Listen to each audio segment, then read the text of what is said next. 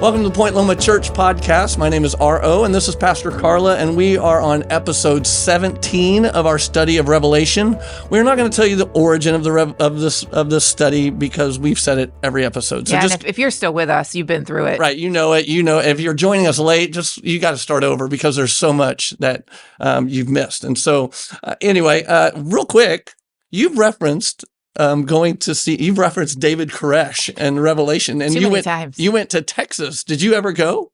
I did go to Waco, but to go see I was with my children. Oh.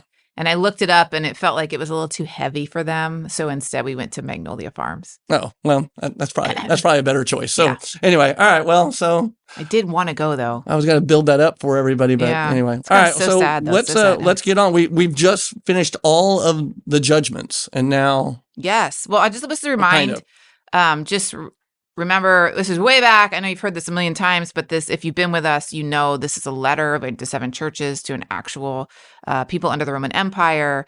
John didn't write this book of Revelation to manufacture a crisis for people complacent about the empire. Complacency about Rome was the crisis. Right. That's what reading Revelation responsibly tells us.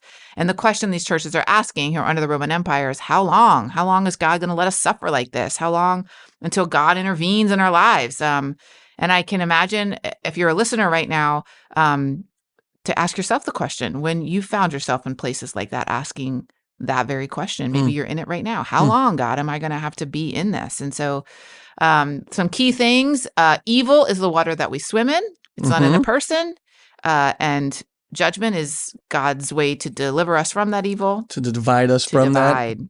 Separate the waters. Yeah. Few episodes back, we talked about the unholy trinity, which involves the empire and propaganda under the clothes of religion. And the followers of Christ, the church, are asked to endure and stand firm in faith and not fight back, at least militaristically, but with perseverance, with prayer, with witness, and with worship. That's a big part of this. And so worship, although it feels inactive sometimes against the empire, it's actually influencing the empire or the waters that we live in a mighty way. And so keep preaching, keep living your life set apart, keep enduring.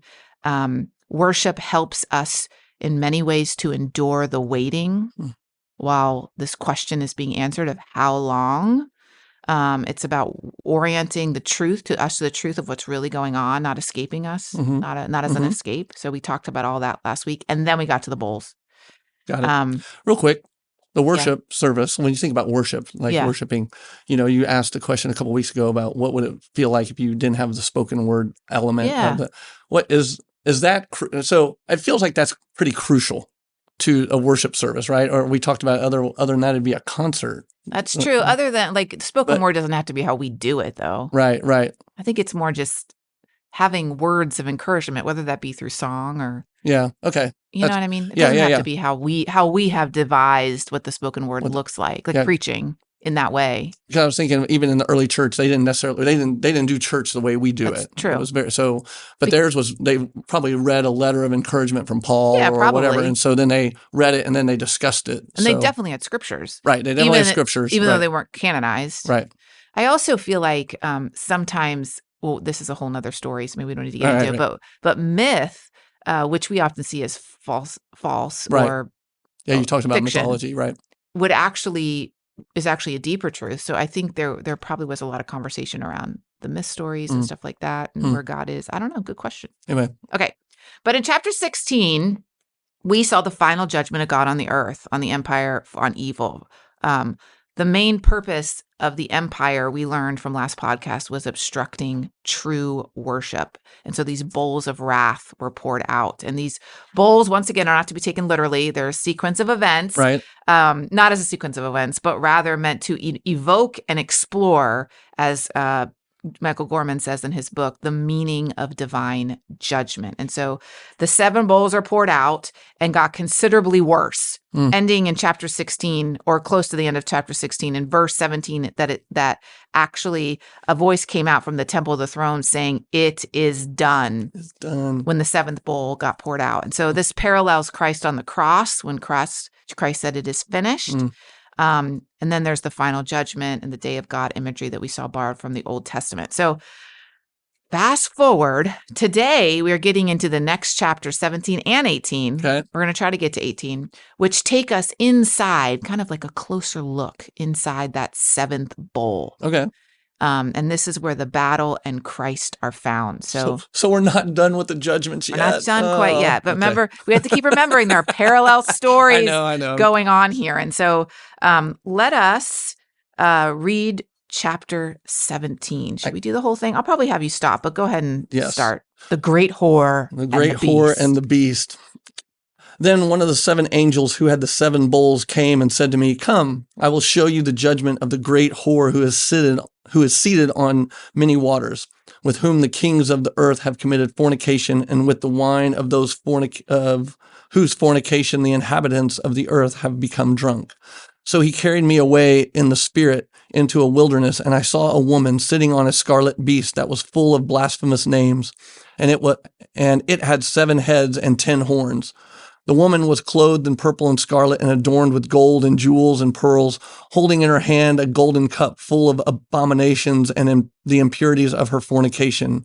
And on her forehead was written a name, a mystery, Babylon the Great, mother of whores and of earth's abominations. And I saw that the woman was drunk with the blood of the saints and the blood of the witnesses to Jesus. When I saw her, I was greatly amazed. But the angel said to me, "Why are you so amazed? I will tell you the mystery of the woman and of the beast with the 7 heads and the 10 horns that carries her. The beast that you saw was and is not and is about to ascend from the bottomless pit and go to destruction. And the inhabitants of the earth whose names have not been written in the book of life from the foundation of the world will be amazed when they see the beast, because it was and is not and is to come." Okay, stop right there. Because that's a lot of reading. Yeah. So this chapter already begins to tell a story. And really the next chapter, 18, is followed by a song. It's really a follow-up to this story. And the sequence is taken from the book of Exodus and reinforces really our perception that the judgment of God is taking place to set us free, just like those slaves in Egypt, to free us explicitly to be able to go and worship God. We talked about that last time. And so in verses 1 and 2, we meet the great whore. I feel like that is like an unacceptable word that we can't say in church, and yet we're saying it very loudly on a podcast. Yes. But that's what the Bible says. Yeah. My son has one of those phones that like flags every time something is written that's inappropriate. So he'll like words dumb, it'll flag me. I bet you would totally flag. Oh, whore. yeah. Right. Okay. Anyway. But Mom, it's on my Bible app. Sorry. We meet the great whore, and this whore is seated on what the text tells us, many waters. And so Babylon is depicted as a harlot.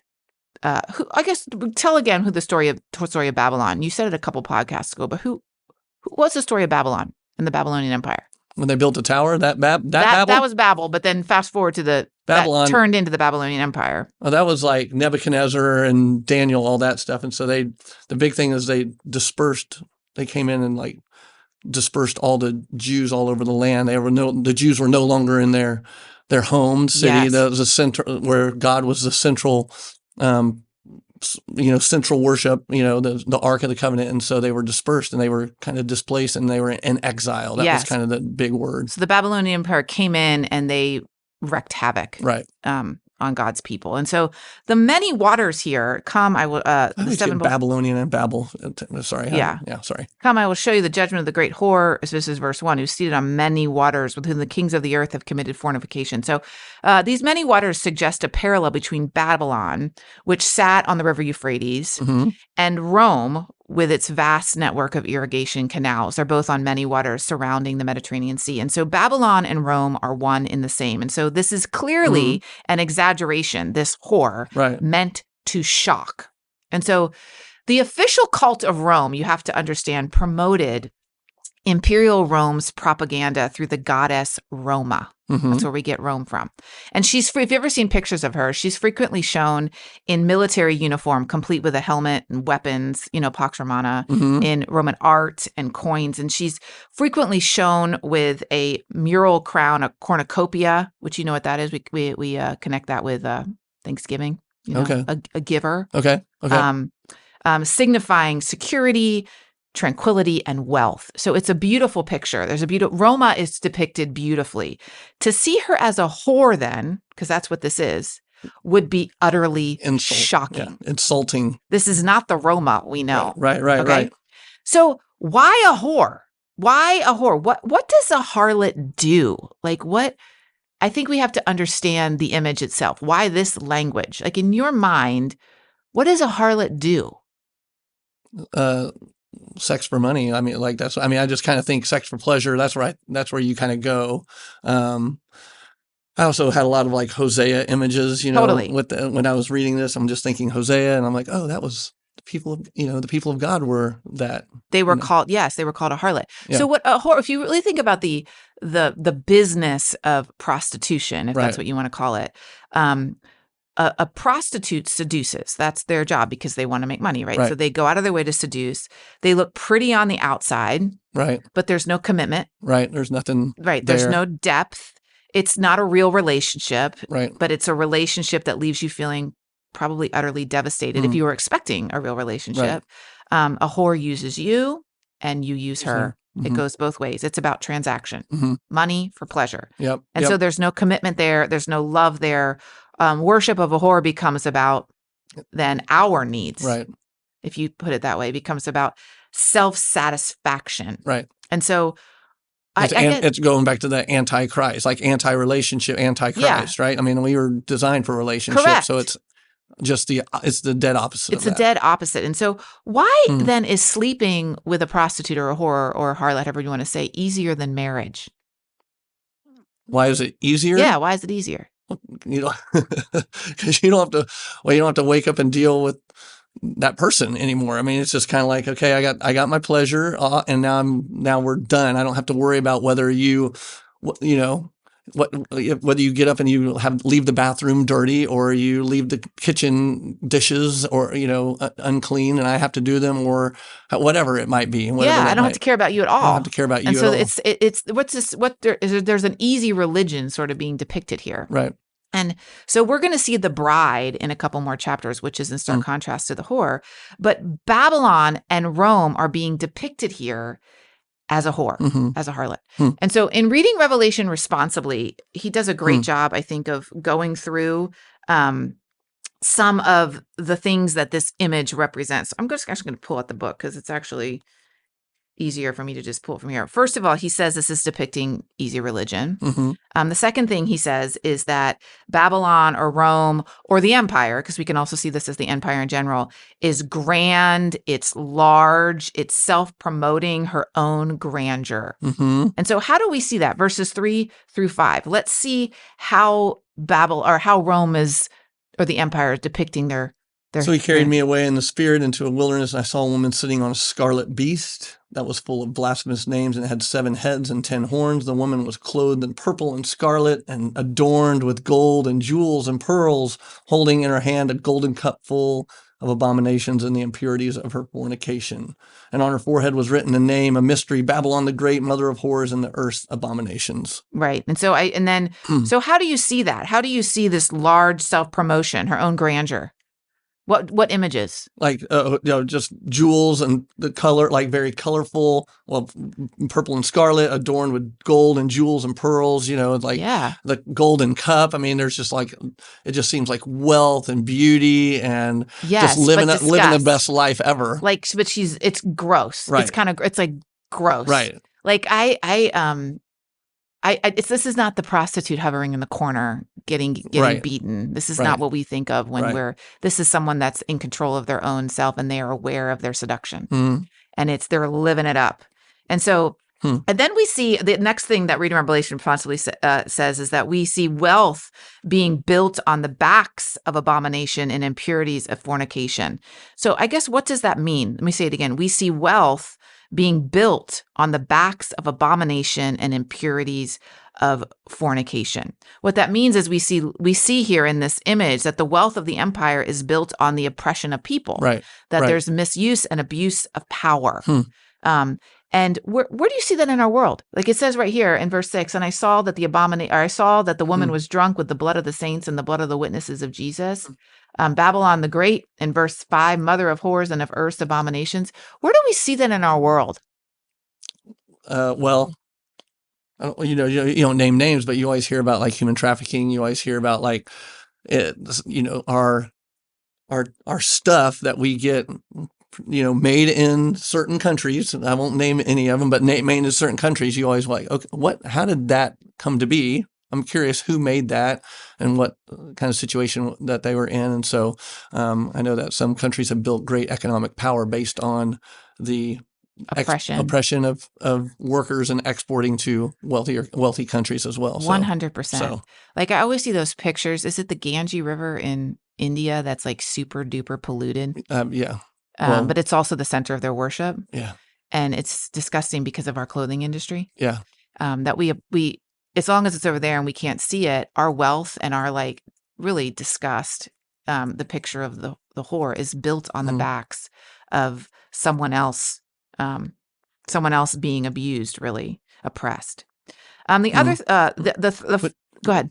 Well, I was going to say that's why Revelation is really difficult to read for us, because if we're honest, about, our phones or our clothes or whatever we wear, and we get them for pretty good prices, maybe not anymore, but I mean, we get them for pretty good prices, and do we stop and ask, where do we get these? And I think when Christians ask, they kind of start to see where they came from, and then they kind of want to stop asking because they don't want to know the full truth of that. And if we know the full truth of that, we probably wouldn't want to keep our phones, or something would have to change. There's a radical shift. And sometimes I think we try to radically shift. I say that as someone that doesn't want to know the depth. Well, I feel like even if we do want to know the depth, it's really hard to not participate within the system of the empire. Because it's everything. It's everything. Right. So we have a picture here of the empire, which it could be Babylon, could be Rome, any empire, could be America. Right. It's this gross, grotesque picture of the empire that doesn't really want a real relationship. Right. And they've gotten their wealth and their disgust and, whatever, built on the backs of someone else. I mean, we even talked about this, just using the phone example, like many episodes back, we talked about how like homeless people have phones. Yeah. Right. So because the phones are kind of the central. You can't not. You have to, it's kind of your heart, so to speak, of the heart for the empire, for you to live in society. And it's just. To go back to David Koresh, because I have to mention him every episode, even though they were whacked out in many ways. That was the reason they moved off the grid. They moved into. They were trying to remove themselves from the waters of evil. So that's why it's a mixed. Yeah. It's a mixed bag. Anyway. Yeah. Okay. Sorry. We also learn, this is also from reading Revelation responsibly, that the empire silences those who oppress or question its ways of oppression and injustice. So if you look at verse 5, and on her forehead was written a name, a mystery, Babylon the Great, mother of whores and of earth's abominations. That is a pictured sign. We see in verse 14, we didn't quite get there yet, but it says, where is it? And they will make war on the Lamb, and the Lamb will conquer them, for he is Lord of lords and King of kings, and those with him are called and chosen to be faithful. Anyone who questions and abuses militarism gets squelched, gets squelched or silenced. And so I guess, how have you seen that in our world? People standing up against the empire and getting squelched for it. I thought about this years ago when, I don't know if you've ever read that story. I don't even know if it came to be. I mean, it happened, but there were a group, I think it was a group of Catholics in the desert that were leaving water for refugees that were coming over the border, illegal, that were, and they got taken to court for it. Oh, interesting. That they weren't allowed to leave water. And that was them saying, hey, we follow a king that is different than yours. And I know the laws of our land don't agree with this, but we can't let people die of thirst. The court case ended up getting thrown out. But I feel like that was a great example of standing up to the empire and getting silenced for it, I think that happens anytime we, as a culture, question war. Why are we doing these things? I mean, the entire 1960s, I felt was a lot of people being silenced, or question anything. Right. Yeah. Yeah. What do you think? Well, I'm just thinking, I'm trying to think of like modern day stuff. Even, there was around the country, there were like a lot of hands-off protests, right? There were hands-off protests, and even just kind of reading some of the different responses from the party in charge, reading their responses, it was kind of like dismissed and like seen as like, it's a joke. It's don't pay attention to it. And I'm like, oh my gosh, we can't, they're just trying to like have a voice and be heard, but already they're being just dismissed. And it wasn't violently or anything, but it was just kind of in the world of media, it was silenced, so to speak, or it was disregarded. Basically. I mean, in other parts of our world, obviously there's great repercussions to standing up for human rights. Totally. People are killed or jailed or all those things.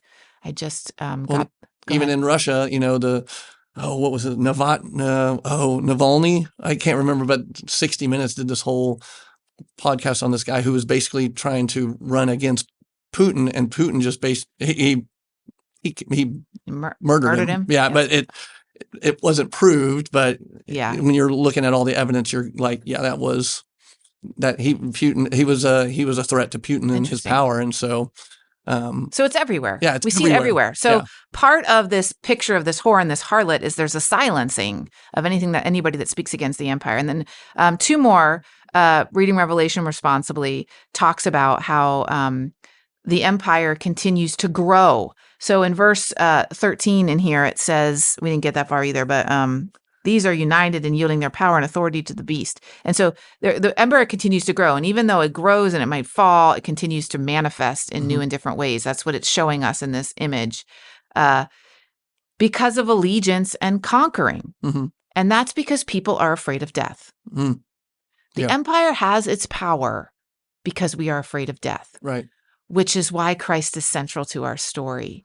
And why Christ is different than any other religion, because Christ came to defeat death. The one thing that the empire uses to keep people in line is death and to grow. And so Christ came and removed that barrier. That's what makes us different. All right, keep going. Sorry. Man. And then verses 16 and 17 in here tells us really how it is that empires fall. 16 and 17? Yeah, you want to read them? Yeah, and the 10 horns that you saw, they and the beast will hate the whore. They will make her desolate and naked. They will devour her flesh and burn her up with fire. For God has put it into their hearts to carry out his purpose by agreeing to give their kingdom to the beast until the words of God will be fulfilled. The woman you saw is the great city that rules over the kings of the earth. Okay, we didn't read the passages before this, but actually, why don't you read those? Verses 9. Okay, we're just going to go through the whole thing. Let's just do 9 through 14. All right, let's do it. This calls for a mind that has wisdom. The 7 heads are 7 mountains on which the woman is seated. Also, they are 7 kings, of whom 5 has fallen, 1 is living, and the other has not yet come. And when he comes, he must remain only a little while. As for the beast, that was and is not and is an 8th, but it belongs to the 7, and it goes to destruction. And the 10 horns that you saw are 10 kings who have not yet received a kingdom, but they are to receive authority as kings for 1 hour together with the beast. These are united in yielding their power and authority to the beast. They will make war on the Lamb, and the Lamb will conquer them, for he is Lord of Lords and King of Kings, and those with him are called and chosen and faithful. Okay. So what we see in this, we're getting into a little bit more detail. Yeah. So you've got this picture of the great whore who is Babylon / Rome / every empire that's ever existed. Yes. Right. And then you get in the small details of the text. And in this, there are 7 heads representing the 7 hills, we believe, on which Rome sits. It also represents the 7 kings of Rome, very detailed. There are also lots of numbers here, 7 and 10, those that have come, those that have not, those that will. And there's been a lot of interpretations of this text connecting these references to specific Roman empires and Rome's fall. There's also a connection to the fall of the empire as a whole in the future. There's all kinds of interpretations around these numbers. But to try to interpret is not really important. Right. It's just not really important. What is important is that Rome and the empire will not be the victor in the end. Right. They will fall. And how do they fall? That is the question. So verse 16, which you read earlier, and the 10 horns that you saw, they and the beast will hate the whore. They will make her desolate and naked. They will devour her flesh and burn her up with fire. How do they fall? feels like they just kind of turn on each other. That's exactly what happens. It's like, yeah. So they turn on each other. So the empires fall, all empires, because eventually they die of self-inflicted wounds. Mm-hmm. That's what this passage is talking about. The subjects revolt and they destroy the very thing that empowered them. And so the question becomes, is this the judgment of God? Like, right. This becomes in many ways the natural consequence of sin, but no empire will ever be forever because the people will always turn on the empire because they will discover the seduction and the abuse, you know, and you can kind of see that obviously in our world right now. Right. Empires fall. Yeah. Well, even the one time that, you know, the people of God were in charge, the same thing happened. Like there was a lust for power, and like they turned on each other, so to speak. And that's why God is ultimately saying, actually, I need to be the king. I need to be the central king here because I know what I'm doing. And so, yeah, I don't know. It was just, because we think, you know, when you think of like the Christian nationalist movement and all that stuff today, it's like we think, oh, if we're just in charge, then we'll make everything right. And it's actually like, well, we have been in charge once upon a time and it went really bad. Yes, that's exactly the point. It's like we keep thinking, and so we celebrate. Chapter 18 is about celebration. Right. Oh, good, Babylon fell. Right. But we as people, another empire just emerges. Right. And it will keep emerging, fall emerging, because we cannot separate ourselves from evil. That's the point. Right. That's the point. I'm rewatching The Handmaid's Tale right now. There's a new season that's out. Have you ever seen that? I have not. Oh my gosh. It is the perfect example of empire and the Christians who think they know what's right taking over the country and then being the whore and abomination. Right.